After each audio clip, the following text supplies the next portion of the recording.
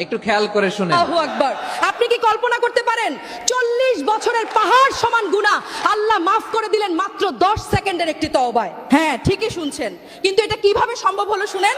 হযরত মুসা আলাইহিস সালামের আমলে অনেক দিন যাবত বৃষ্টি হয় না, ভয়াবহ খরা, আকাশ থেকে এক ফোঁটা পানিও পড়ছে না, মাটি ফেটে চৌচির, মানুষ পশু পাখি গরমে ছটফট করছে। মানুষের কান্নার হাহাকার দেখে হযরত মুসা আলাইহি তার উম্মতদের নিয়ে খোলা মাঠে সালাতুল ইস্তিসকা বা বৃষ্টির নামাজের জন্য দাঁড়ালেন। সবাই ভাবছে আল্লাহর নবী হাত তুলেছেন, এখনই অঝোর ধারায় বৃষ্টি নামবে, কিন্তু হলো তার উল্টোটা। বৃষ্টি তো হলোই না, বরং রোদের তাপ যেন আরো বেড়ে গেল, আগুনের মতো গরম বাতাস বইতে শুরু করলো। নবী মুসা অবাক হয়ে আল্লাহকে জিজ্ঞেস করলেন, হে আল্লাহ, আমরা তোমার কাছে বৃষ্টি চাইলাম আর তুমি তাপ বাড়িয়ে দিলে, কারণটা কি?